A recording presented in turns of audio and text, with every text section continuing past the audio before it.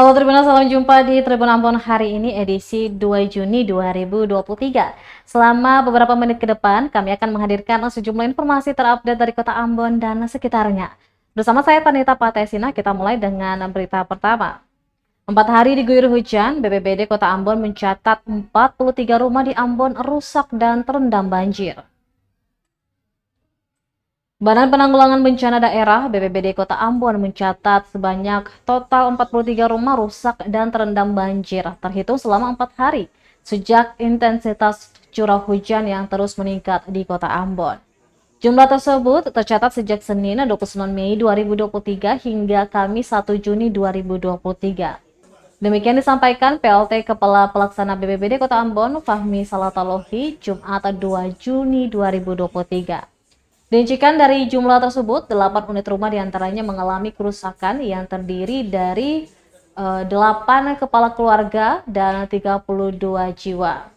Kerusakan sejumlah rumah itu lantaran longsoran dan tumbangan pohon menimpa rumah-rumah yang dimaksud sehingga mengakibatkan kerusakan pada bagian bangunan. Untuk penanganan lanjut, Salatalohi mengatakan telah dilakukan penanganan darurat dan diberikan bantuan logistik kepada masyarakat yang terdampak, dan juga memangkas bagian pohon yang menimpa rumah. Sementara itu untuk rumah terdampak banjir sebanyak 35 unit yang terdiri dari 49 kepala keluarga dan 160 jiwa. Dengan lokasi rumah terdampak banjir diantaranya Kampung Siwang sekitar kurang lebih 10 unit, Kudamati Farmasi Atas, Lorong Tipka 4 unit, Kelurahan Wehaong di RT 001 dan RT 002 sekitar 20 unit dan juga di Paso Air Besar sekitar 1 unit.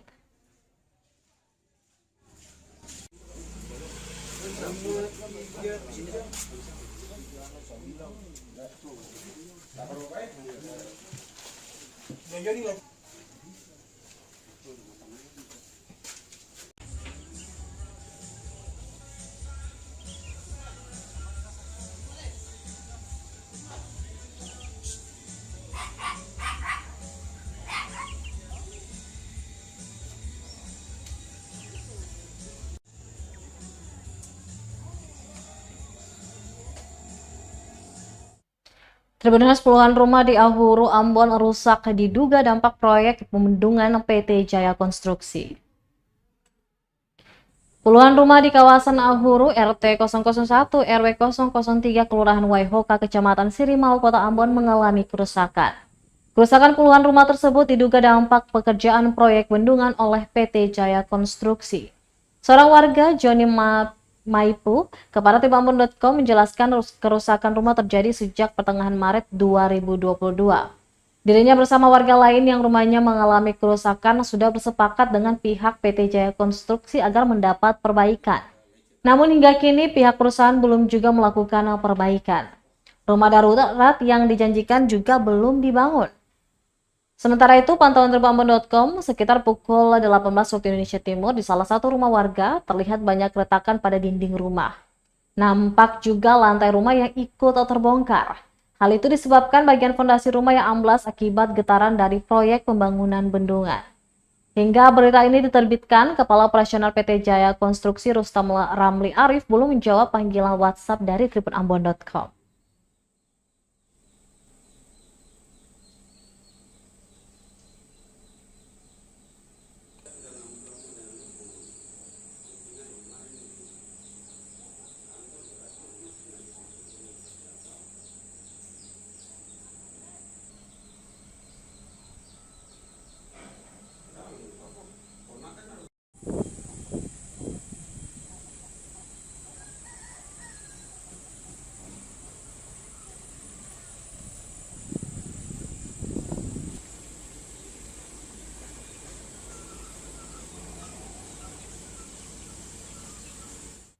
Kita beralih ke berita selanjutnya. Terjebak banjir, ratusan pekerja bendungan Wayapo dievakuasi.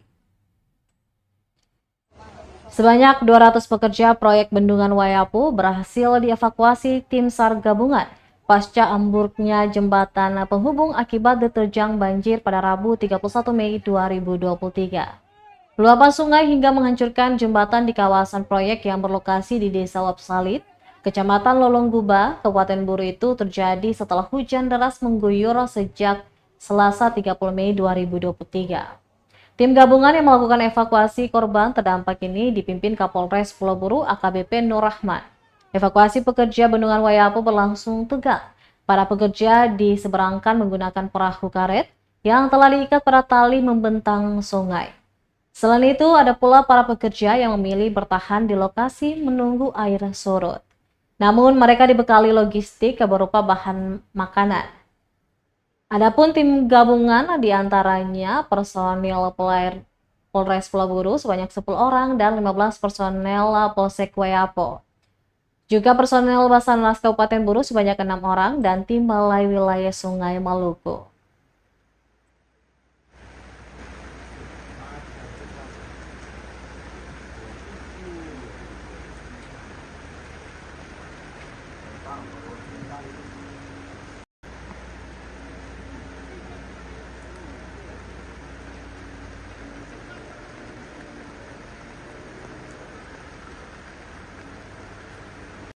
Abang, minta air dong, air.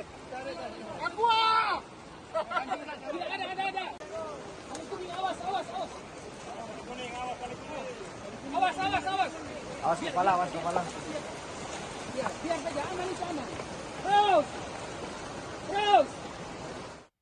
Tribuners, kita beralih ke informasi terkait kapal. Cuaca membaik, malam ini KM Sabuk Nusantara 72 berlayar ke Tanimbar. Cuaca di perairan Maluku mulai membaik. Kapal perintis dijadwalkan akan berlayar ke Kabupaten Kepulauan Tanimbar Jumat 2 Juni 2023 malam ini. Kapal perintis yang dimaksud adalah KM Sabuk Nusantara 72. Manajer operasional PT Pelni Cabang Ambon, Muhammad Asagaf menjelaskan KM Sabuk Nusantara 72 dijadwalkan bertolak dari Pelabuhan Yosudarso sekitar pukul 22 waktu Indonesia Timur. Harga tiket untuk KM Sabuk Nusantara ini bervariasi sesuai tujuan pelabuhan, di mana untuk tujuan Molu sebesar 36.000 bagi orang dewasa dan untuk anak-anak dijual 27.000 dan bayi Rp3.000.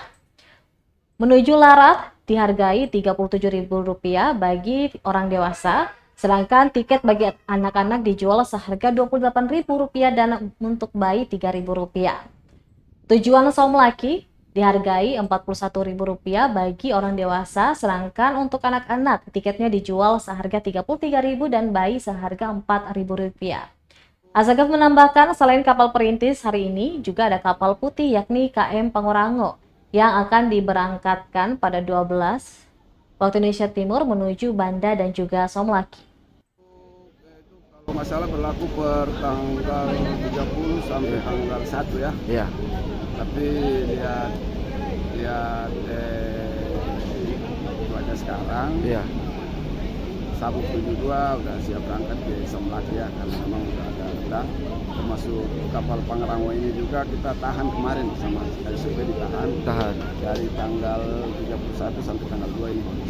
Berarti gelombang sudah reda di sana ya Pak ya? Kalau di lihat Tanimbar. aplikasi, kalau kita kan ada aplikasinya juga, ya. Sabandar SUP juga ada aplikasi. Kemarin kita rapatkan, memang untuk hari ini masih dari Somlaki itu kita masih jalan. Jadi kalau kapal ini ke Banda udah lolos. Jadi tinggal ekornya aja untuk Somlaki udah aman. Nah. Ada himbauan ke masyarakat ke ini Pak? Ada himbauan? Ya, himbauan dari kita pihak operator ini, masyarakat harus sabar aja ya. Artinya harus mengerti kondisi alam ya, jangan paksakan untuk berangkat kalau memang ada warning dari BMKG.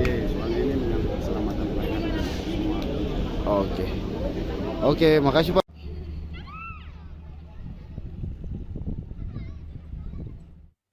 Baik Tribuners, demikianlah Tribun Ambon hari ini edisi 2 Juni 2023. Saya Tanita Patesina beserta kru yang bertugas undur diri. Sampai jumpa lagi dan amato.